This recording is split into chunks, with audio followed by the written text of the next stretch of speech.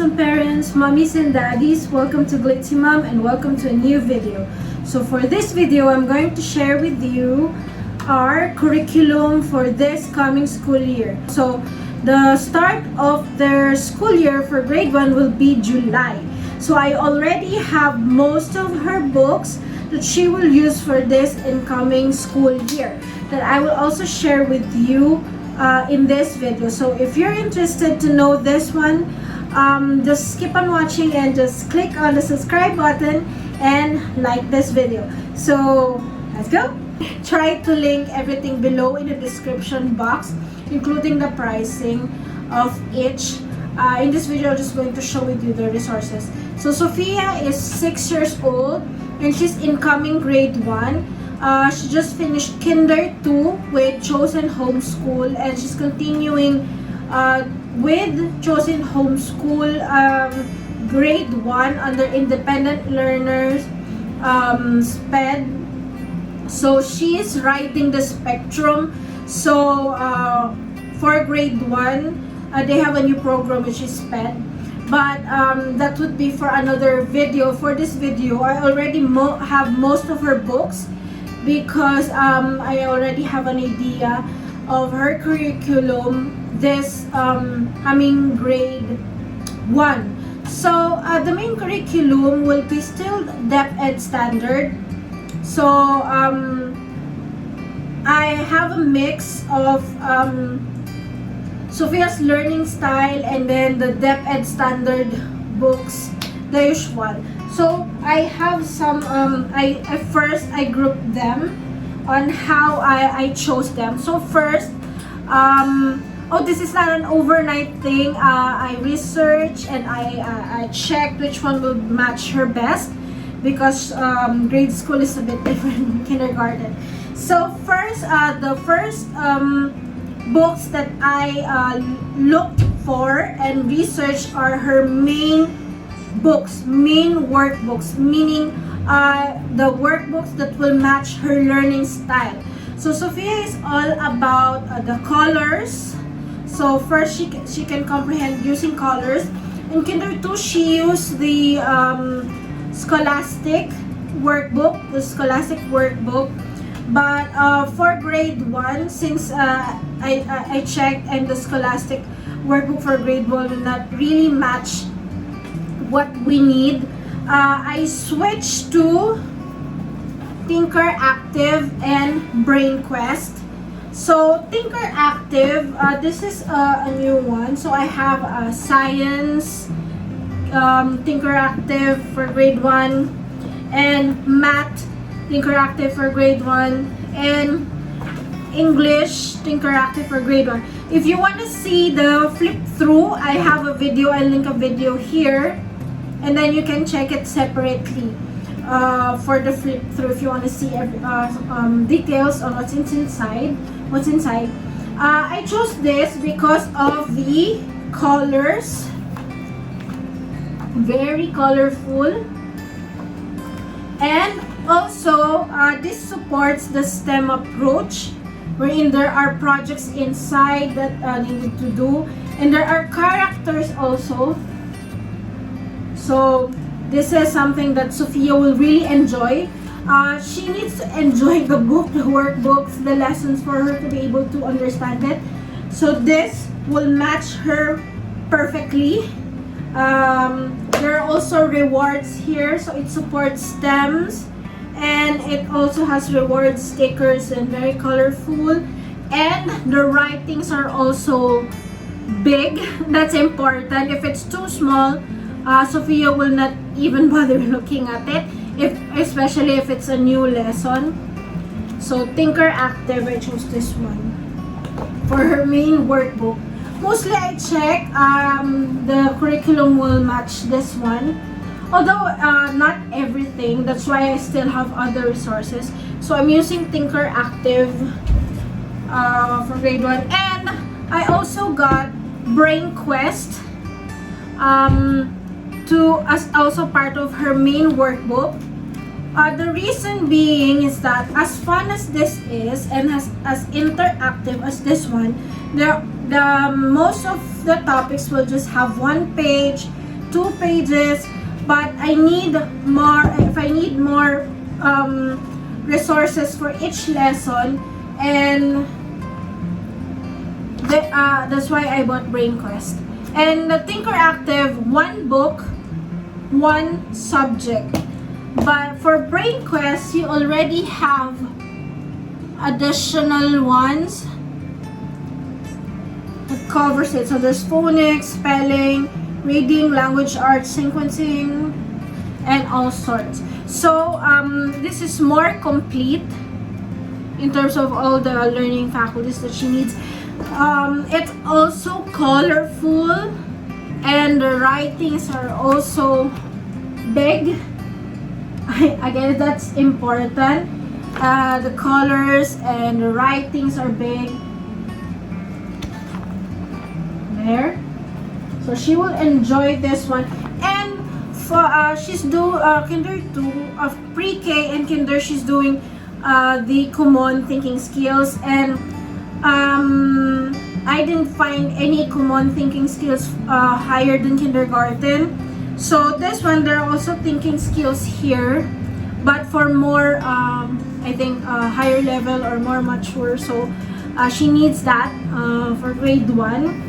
So we're also doing BrainQuest for her main workbooks. So these are her main workbooks, TinkerActive and BrainQuest. Next is her DepEd standard workbooks. Now I use for Sofia, I use like an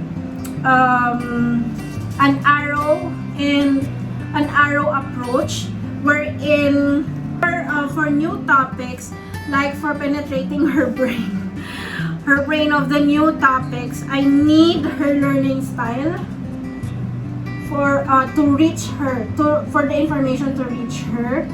So, but for testing the mastery, as usual, the same formula, I need the DepEd books, the K-12 books, because we're still gonna use the standard DepEd curriculum.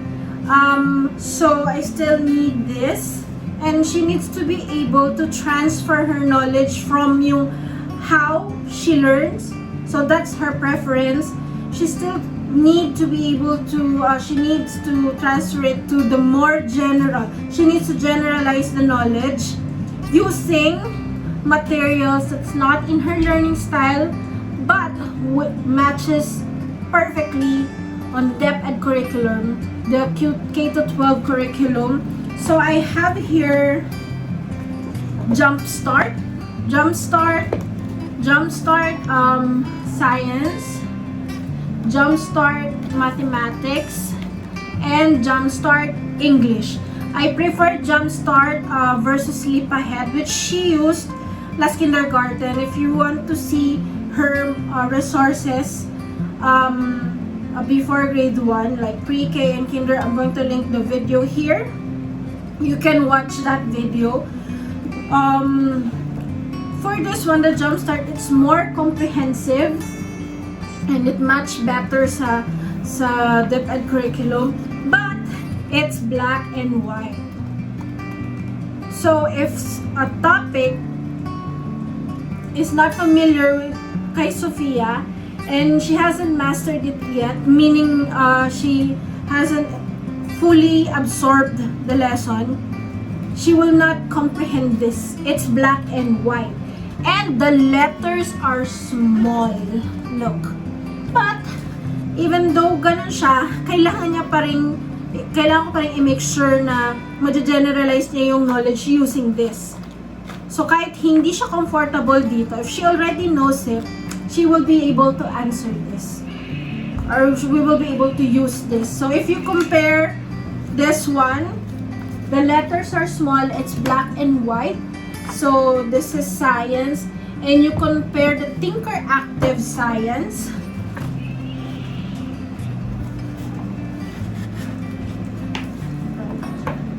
TinkerActive Science.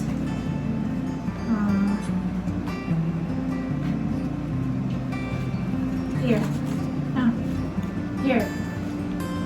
See, this is TinkerActive Science and this is DepEd K to 12 books, standard books. So there's a big difference. This is Sofia's learning style. This is where she has to be after a lesson. She has to be able to generalize the lesson here. So this one first, like an arrow, I say to get the lesson there, to reach her brain, I need this. And then to keep it there and to make sure that it really stuck there, it really na-absorb niya talaga, she needs to use this. She has to show me that she absorbed the lesson here. So those are the DepEd books. I also got HeadStart because I noticed that this one focuses on comprehension, vocabulary, writing, and grammar. So, I bought the HeadStart as well to complement this one. Kasi napansin ko, yung mga K-12, ano sila, parang bullet points sila. Bullet points. This topic, this topic, this topic, this topic. But, yung mga parang mga skills, like yung comprehension, parang implied na siya. Na once na binasa mo to, ito yung topic. Mako-comprehend mo na yung letters na yan. And given na alam mo na yung grammar, kasi dapat alam mo kung ano yung adjective, yung ganun. It assumes na alam na yun. But for HeadStart, kumbaga parang mas ihahasain niya yung in between. Like yung vocabulary, syempre to understand most of this, she needs a stronger vocabulary and stronger comprehension. So for HeadStart, yun naman yung focus niya. So, for K-12, this two will match perfectly. So I got HeadStart Mathematics and HeadStart English. Same reason then for getting the Mathematics Jumpstarts and the Mathematics HeadStart. So for the Mathematics Jumpstart, they have like the per topic, subtraction, addition, those types. It's also black and white. And the writings are also small. So this is the goal. That Sofia will be able to do this. And for HeadStart, they focus on concept building, problem solving, and logical sequencing. So more like thinking skills. So she doesn't have the Kumon anymore, so she needs this. And also Filipino. Bagong Filipino. Also, black and white. I tried very hard na maghanap ng mga iba pang workbooks, like yung para maging parang main workbook niya, like the other subjects, math, science, English. But I didn't find one. So, if you're watching this one and you have a suggestion na Filipino resources that can be a main workbook na magmamatch dun sa learning style na na-mention ko kanina, na hindi black, may topics din based on the DepEd curriculum, but it's not black and white and the letters are a bit bigger.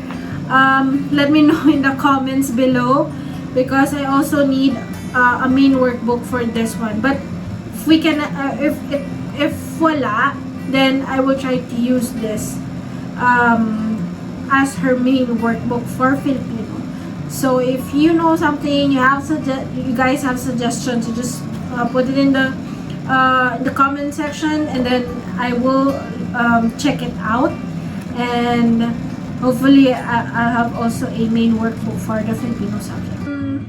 Next is yung set for reading. So she still has a reading program because she's still grade 1. She's still learning how to read and write. So I have her supplements. So these are the resources that she will use to supplement her learning.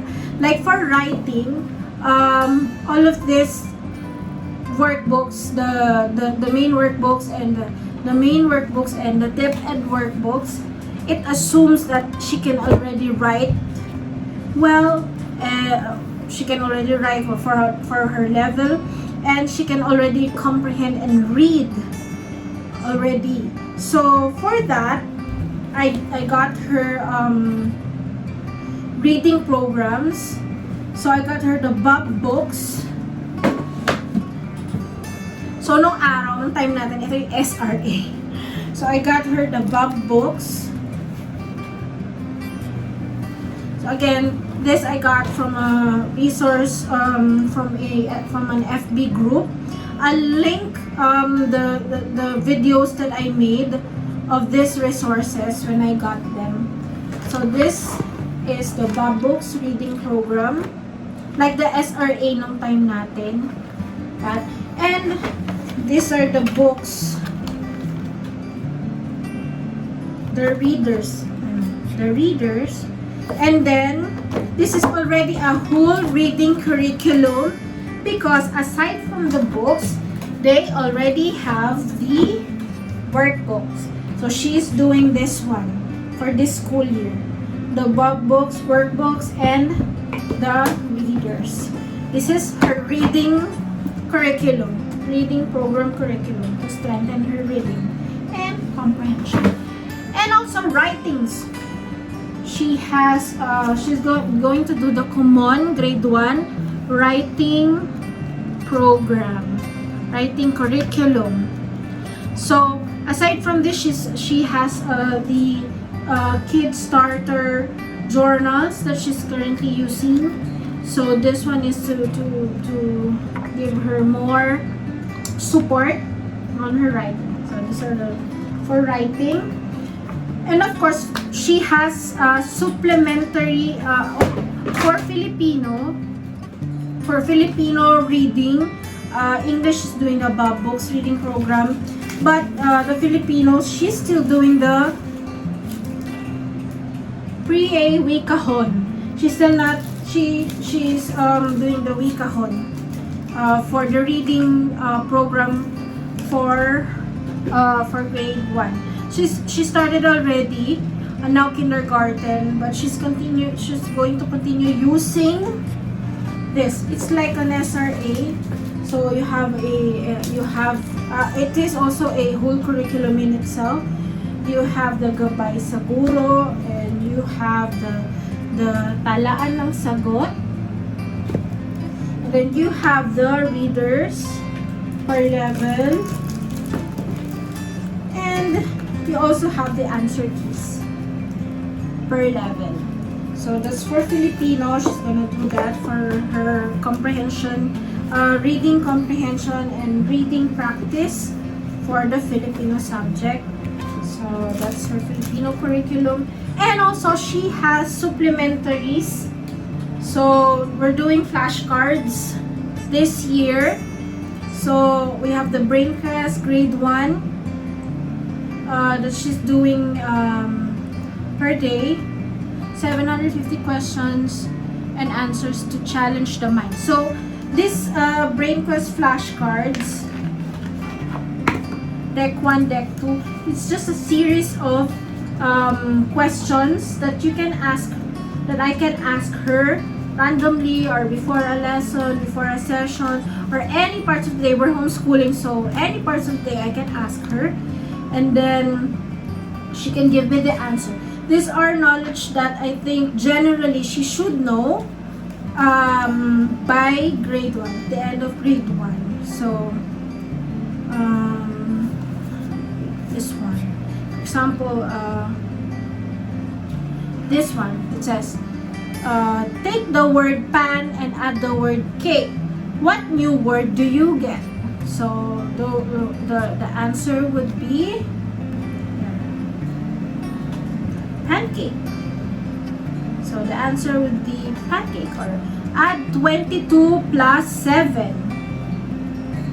So something like that. Simple questions, or questions for her. She should know.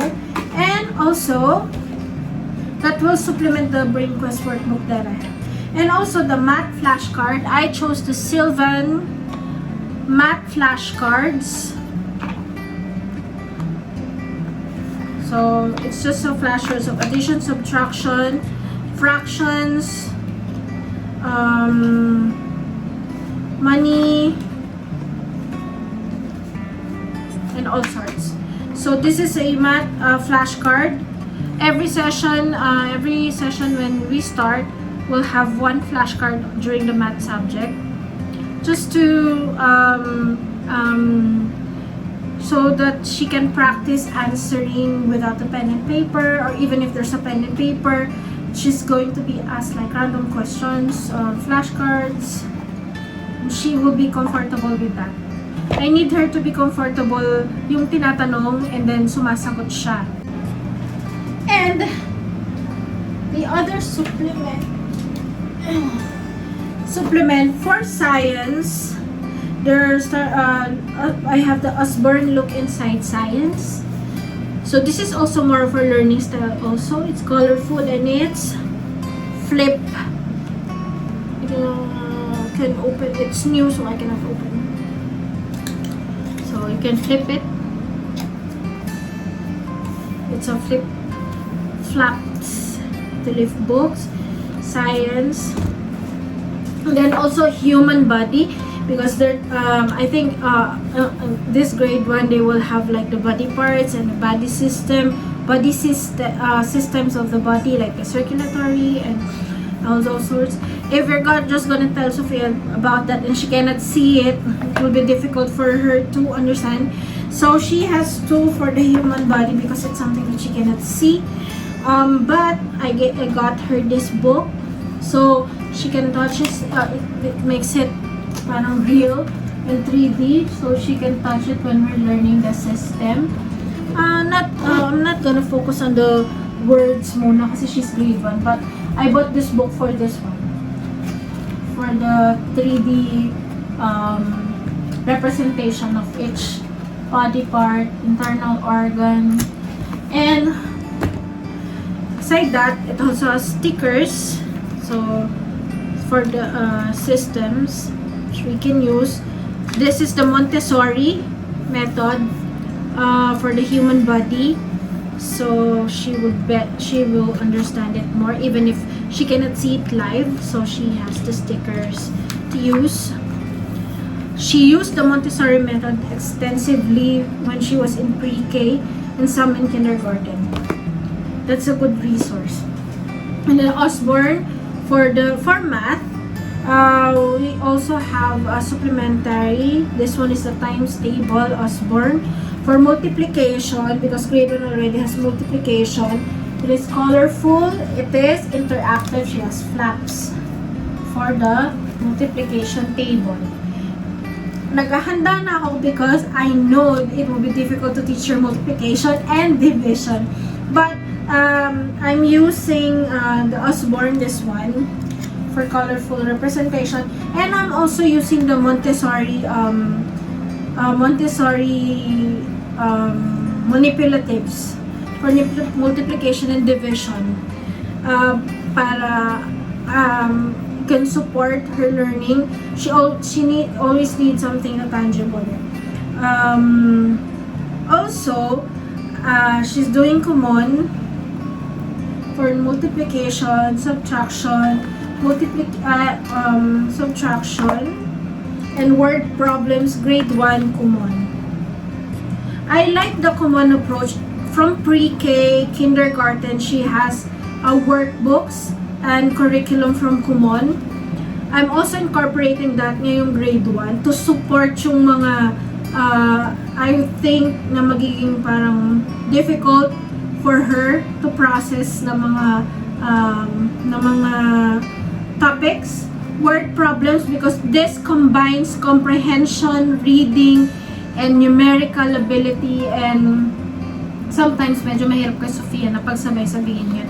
Pero yung approach kasi ni Kumon trains the brain. So from the simple and then pahirap ng pahirap. Kailangan ganun hinahandhold talaga yung brain processes ni Sofia. Yung sa atin kasi, yung sa Filipino na books, ando na agad-agad and lahat assume na isang bagsakan ng topic is alam na niya. So, she's using Kumon for multiplication and subtraction. She knows already simple subtraction, But this one is going to be a workbook that will help her practice. She needs to practice a lot. And also subtraction. Addition is okay. Subtraction is a bit difficult for her. That's it. It's quite long. So I hope you I helped in some way, or this video helped you. If you're also one of the moms there, dads, parents that's also looking for resources for this school year's curriculum, there it is. So you have the DepEd, you have the colorful ones, and you have the supplements. So yeah, that's it. Thank you. See you in my next video. Bye.